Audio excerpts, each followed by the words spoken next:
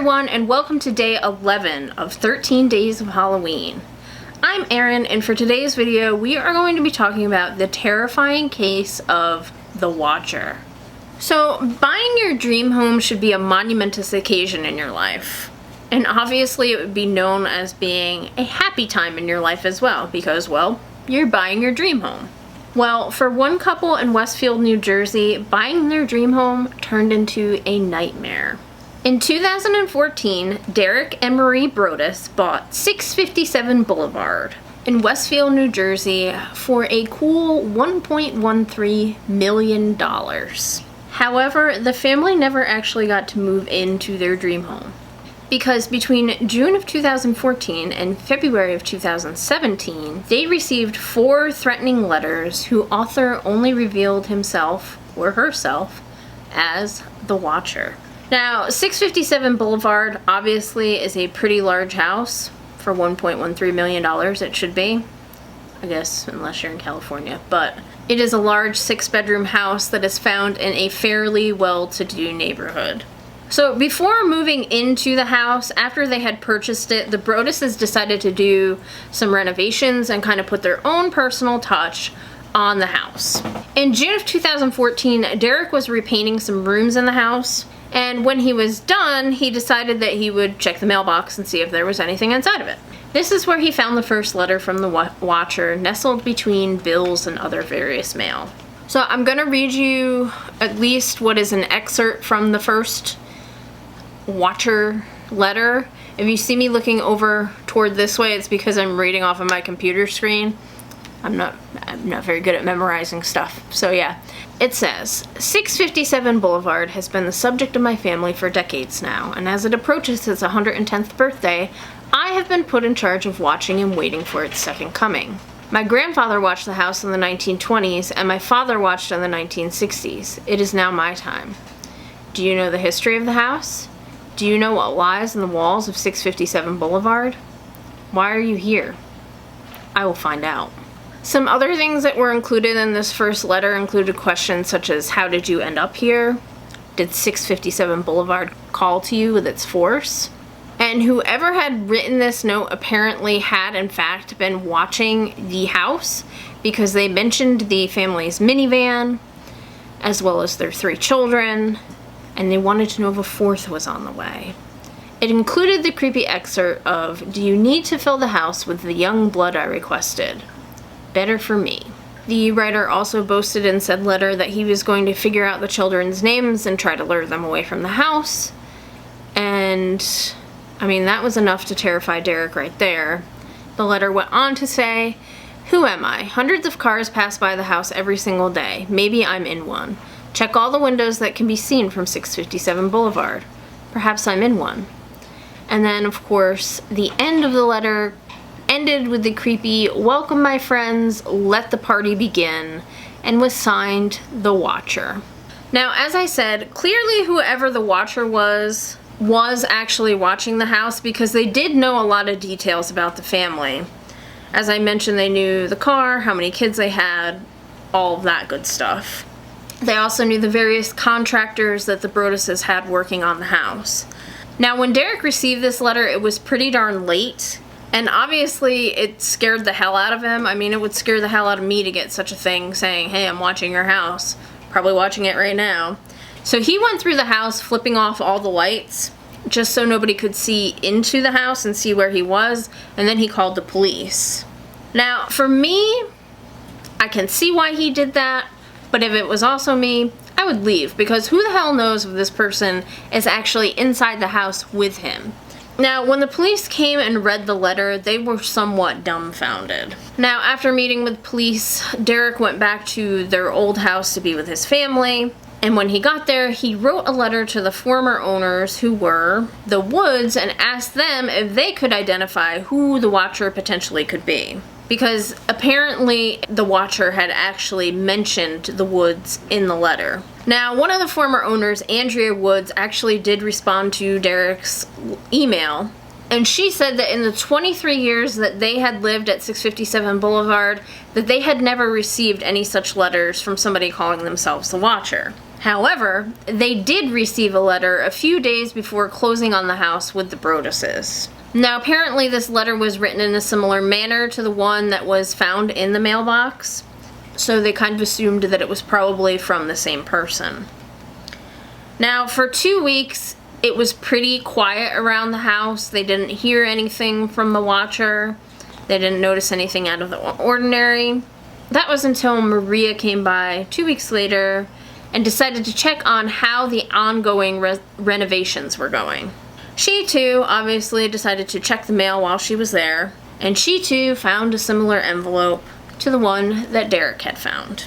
Now this time the watcher had addressed the Broadduses by name, and now he knew the names, ages, and nicknames of all 3 of their children. Here's what the second letter said. 657 Boulevard is anxious for you to move in. It has been years and years since the young blood ruled the hallways of the house. Have you found all the secrets it holds yet? Will the young blood play in the basement? Or are they too afraid to go down there alone? I would be very afraid if I were them. It is far away from the rest of the house. If you are upstairs, you would never hear them scream. Will they sleep in the attic? Or will you all sleep on the second floor? Who has the bedrooms facing the street? I'll know as soon as you move in. It will help me to know who is in which bedroom. Then I can plan better.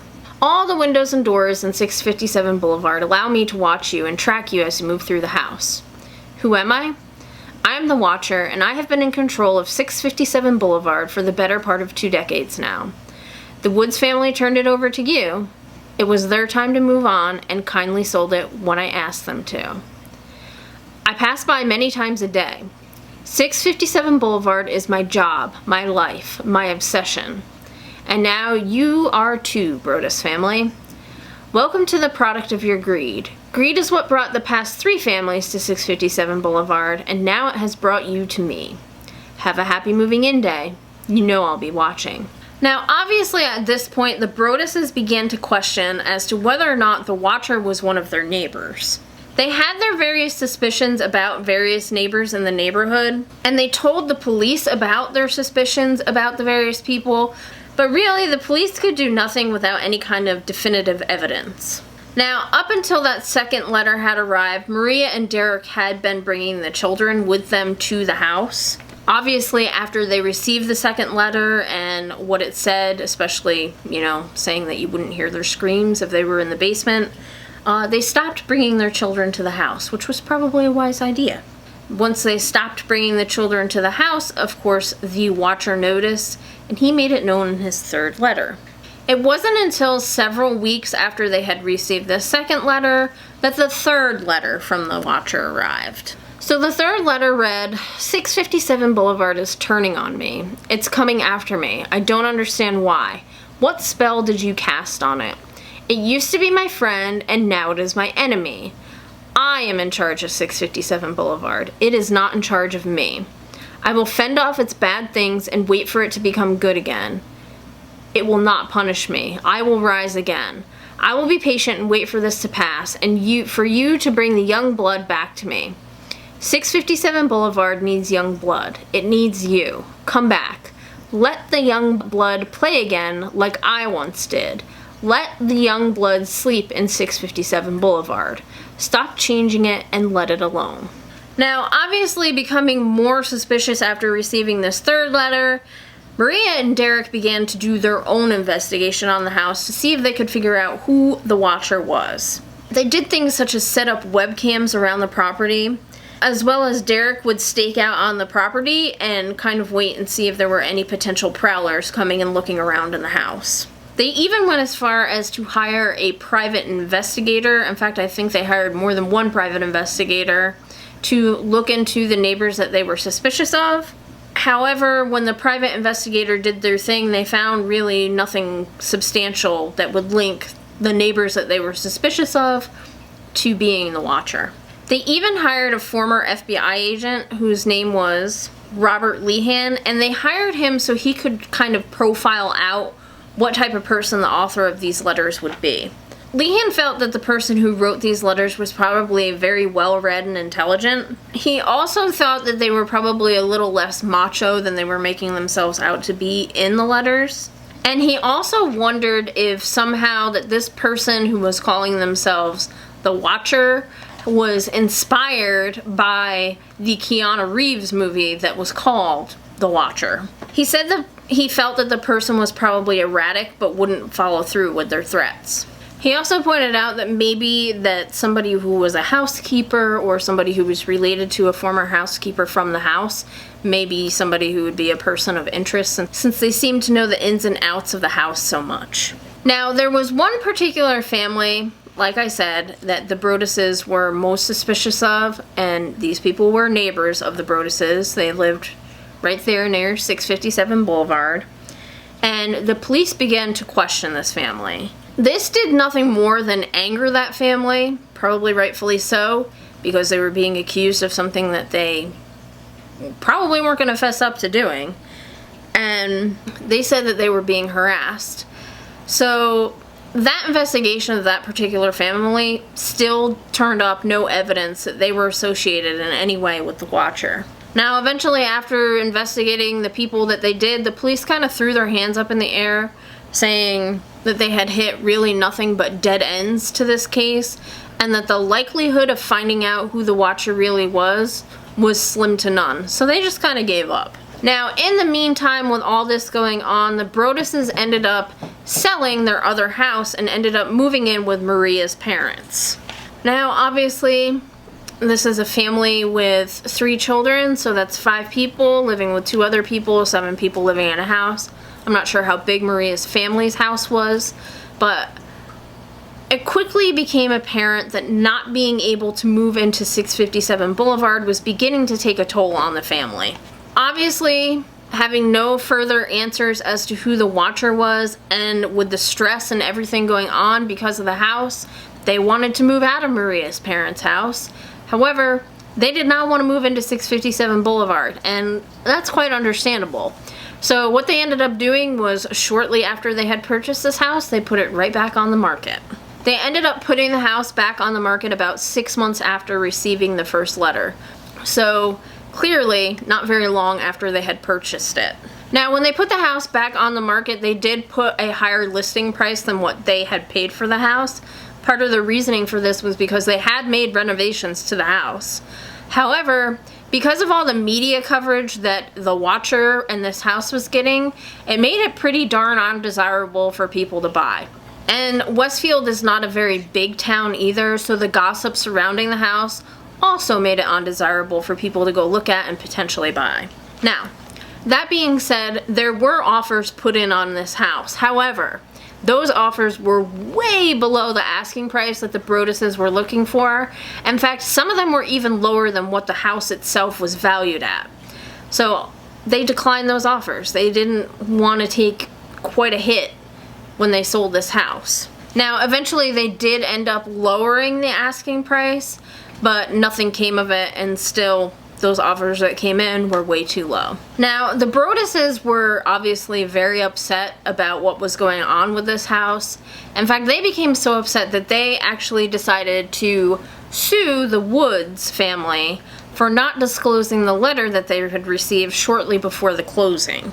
So once news of this lawsuit came to the media's attention, as far as the Broadduses suing the Woods because they didn't disclose this letter, the whole situation surrounding 657 Boulevard kind of became this media upheaval. Now, with this upheaval, like I said, Westfield is really not that big of a town. It kind of created turmoil in the community. There were people who were angry at the Woods. There were people who were angry at the Broadduses. And obviously, they were concerned with what was going on as far as the letters went. Some people believed the Broadduses, some didn't. And I'll get into that in just a little bit. But it became so bad that the Broadduses decided to move out of Westfield altogether. Now, obviously, in the day of being able to do DNA analysis and what have you, they did eventually do a DNA analysis of DNA that was found on the envelope that contained the letters from the Watcher. Now, the DNA analysis revealed that the DNA that was found on said envelopes was actually from a female. They also happened to check that DNA against the neighbor that they were most suspicious of, and guess what? Didn't match. Now, because of all this, the Westfield police began to start their whole investigation from scratch.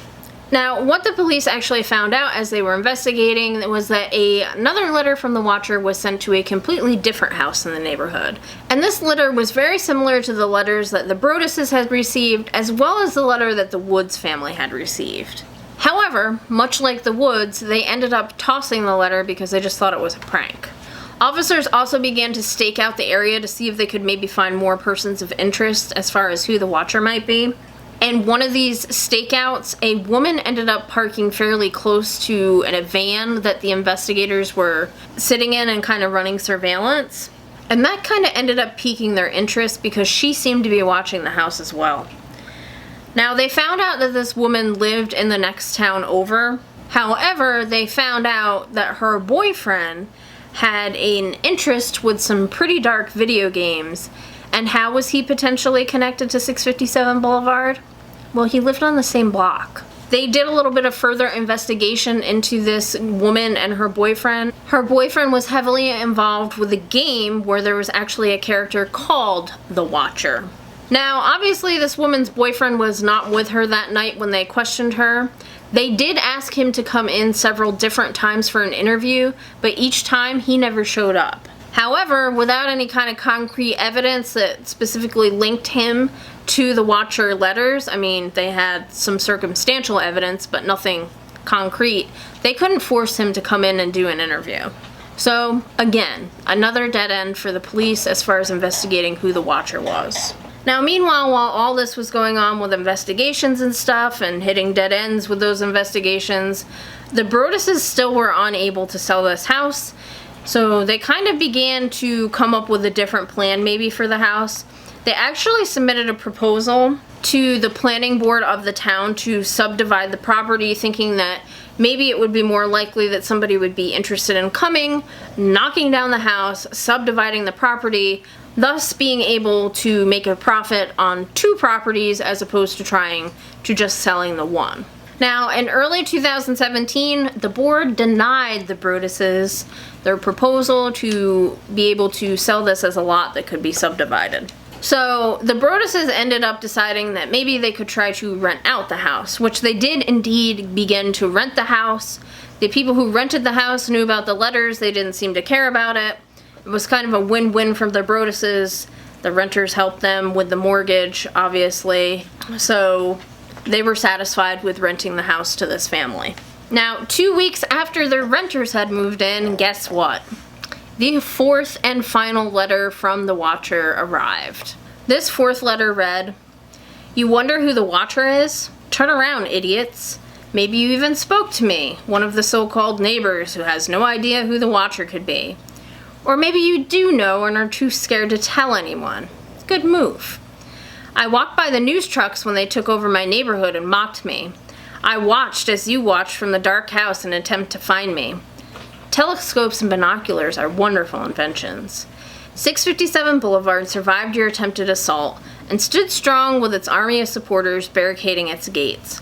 My soldiers of the Boulevard followed my orders to a T. They carried out their mission and saved the soul of 657 Boulevard with my orders. All hail the Watcher." However, also included in this letter, the Watcher kind of alluded to some kind of revenge. The Watcher stated, maybe a car accident, maybe a fire, maybe something as simple as a mild illness that never seems to go away but makes you feel sick day after day after day after day. Maybe a mysterious death of a pet. Loved ones suddenly die. Planes and cars and bicycles crash. Bones break. Now, as I said, this was the last letter that the Broaddus's had ever received as far as the Watcher went. At least in my research, that was the last letter that they had received. Now, as I stated earlier, the residents of Westfield became very torn over this situation. Many began to feel that maybe the Broaddus's themselves were the Watcher and they were doing this as some kind of publicity stunt or some kind of scam, kind of blaming them for bringing this on themselves, perhaps. They figured maybe they had some kind of buyer's remorse from just purchasing $1 million home. However, others asked, and I'm kind of on this bandwagon myself, why would they put themselves through that kind of hell? I mean, obviously, if they were going to say that there was somebody sending these letters and they were doing it themselves, why would they do that? I mean, if it was going to cause such a media upheaval and what have you, obviously it's going to make the house less desirable to anybody, so it's going to hinder them being able to get their money back if that was their whole plan for this. So I'm on the side of, why the heck would they do this? I mean, it doesn't make any kind of sense to me. Not only would it affect the inability to sell the house, but the Broadduses actually were harassed quite a bit by people from the town. They were also harassed on social media a lot because of all the hubbub that was going around about 657 Boulevard and the Watcher. Now, funnily enough, the Broadduses did actually end up selling 657 Boulevard. They sold it in July of 2019, so this year, earlier in the summer. However, from what people could gather, they only sold it for approximately $959,000, so definitely less than what they had paid for it.